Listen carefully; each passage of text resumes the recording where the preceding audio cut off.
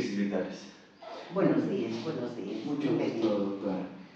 Comencemos por definir qué entendemos por crisis desde el ámbito, desde la perspectiva de la psicología clínica. Entonces, doctora, me gustaría que nos explique qué es una crisis y cuáles son sus características principales.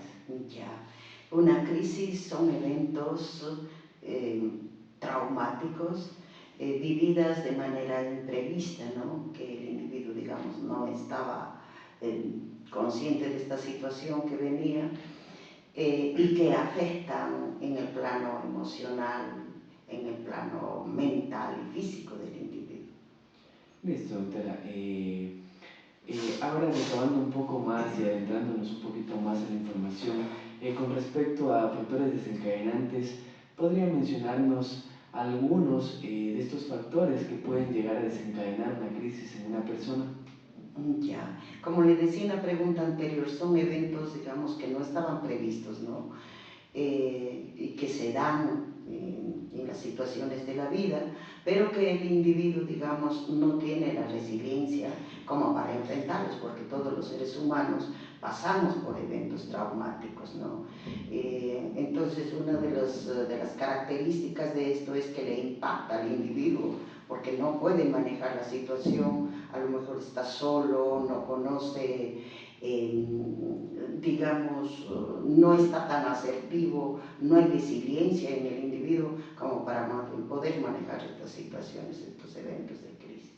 Entonces, doctora, con respecto a lo que nos acaba de mencionar, ¿nos podría dar algunos de esos ejemplos que a lo mejor se les denomina como crisis? Ya, pueden ser, por ejemplo, entre los que están más altos en índice, no son las muertes, muertes intempestivas en accidentes, puede ser también eventos catastróficos, pueden ser separaciones de parejas entre individuos que en realidad no tenían planificado y da como un impacto en el ser humano. Entiendo, doctora. Ahora con respecto y tomando lo que nos acaba de mencionar sobre algunos factores desencadenantes y sus ejemplos, ¿nos podría dar una idea de cuál sería o cuál es la prevalencia de las crisis en la población? Bueno, estamos nosotros expuestos a una serie de situaciones, ¿no? Pero debido a la, ¿cómo diríamos?, a esta vivencia que tenemos de una necesidad de cariño y afecto muy, muy constante que está en la población, yo he podido ver, constatar aquí en consulta, que la mayoría de las personas que asisten acá a consulta es porque tienen estos eventos de shock, de impacto por la separación, o por el abandono o por la traición de su pareja, que es así, pero de impacto, es rápido, ¿no? Ellos no tenían previsto esa situación, pero se da esa situación. Ese es el más alto índice.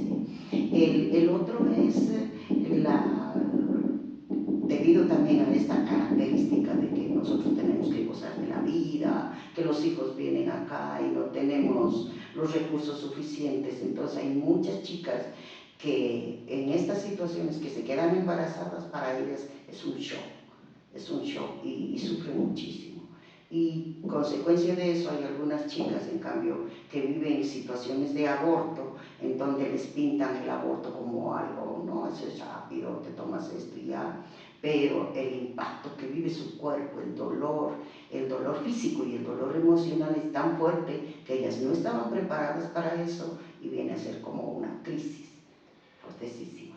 Listo, entonces se entiende de que en este caso la prevalencia se puede decir que no existe, sino que todo el mundo pasa por una crisis en algún momento de su vida, ¿verdad? Sí, pero digamos la prevalencia sería en eventos, ¿no? Ya. O eventos de separación, eventos de relaciones de aborto y ese tipo. Ya, doctora. ¿Y qué tan común es de que en el tiempo de crisis estas personas acudan a un profesional? Ya, la mayoría de la población está ya consciente de que hay profesionales que les pueden ayudar, ¿no? Sobre todo porque el profesional no critica, no juzga, sino más bien entra en empatía y esa es la razón por la que acuden donde los profesionales. Ahora en el Ecuador ya el índice de personas que acuden donde el profesional es altísimo, ¿no? Tenemos todavía, digamos, un cierto porcentaje de gente que todavía no asiste, pero tal vez debido a los recursos, a la falta de información, pero esto va creciendo el conocimiento en la población y hay un porcentaje bastante alto. Entiendo, doctor. Esta pregunta va relacionada a lo que ya con anterioridad nos acaba de mencionar. Nos acaba de explicar, por ejemplo, los índices, a lo mejor cuáles son más altos.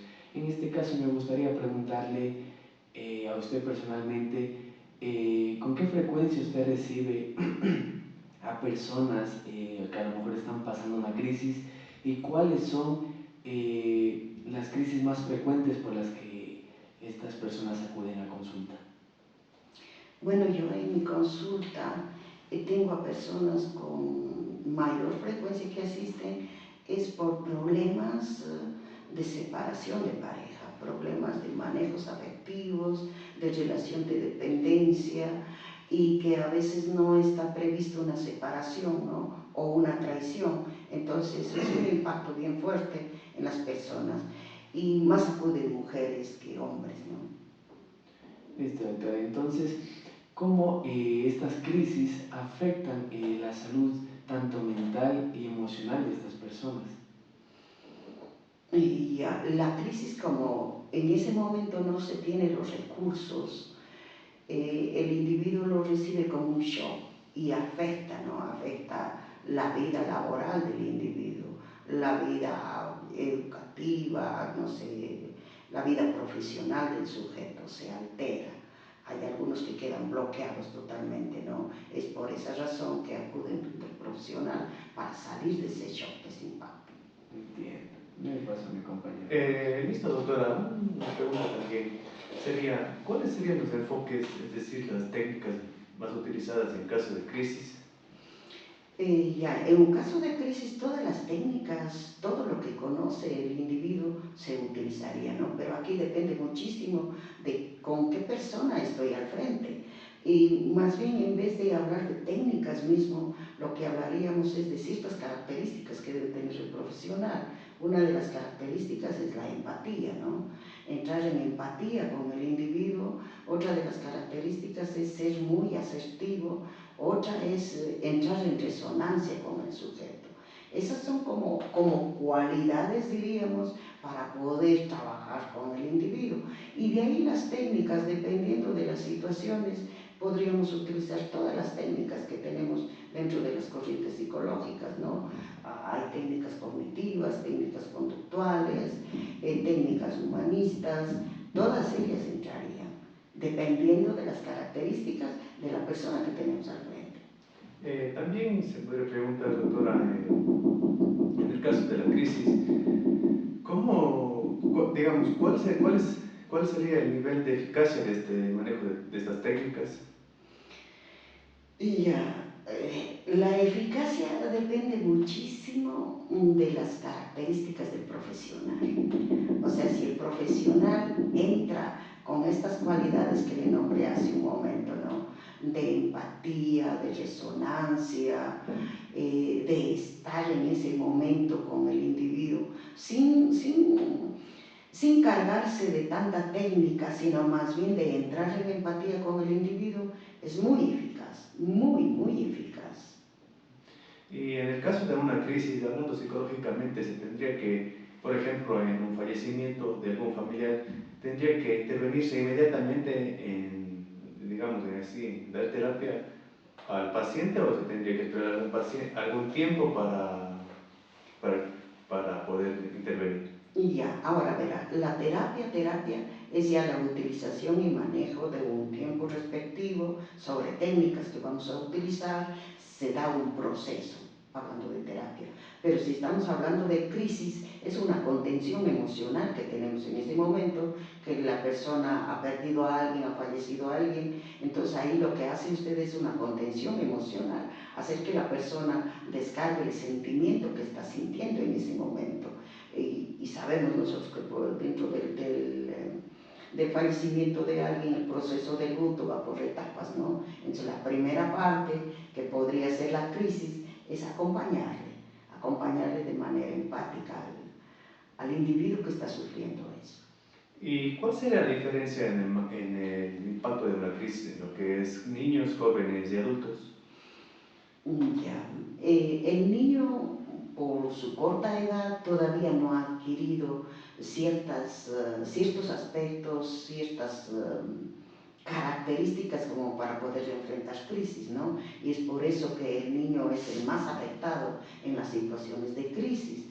Usted verá que cuando se da, por ejemplo, no sé, un terremoto, como se vio allá en Manabí, a los que primeritos se atendían eran los más vulnerables.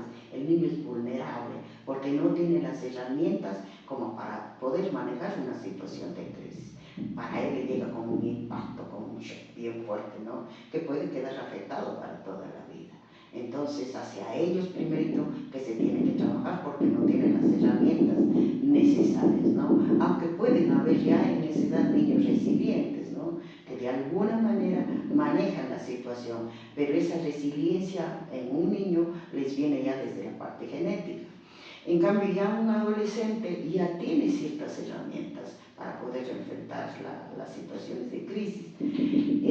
Pero si es que esas herramientas no están bien manejadas, a veces dirigen su situación de crisis a aplacarlas con ciertas adicciones, con ciertas sustancias, ¿no? Y justamente es en la adolescencia donde por huir de estos eventos traumáticos, el chico o la chica acuden a consumo de sustancias, adicciones afectivas, alimenticias y todo eso.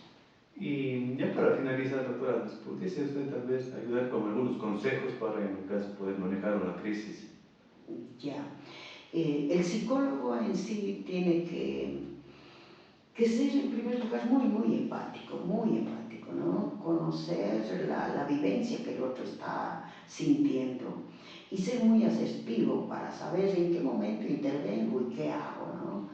Y el otro entrar en resonancia con el paciente para poder así aliviar en algo todo lo que está viviendo el paciente.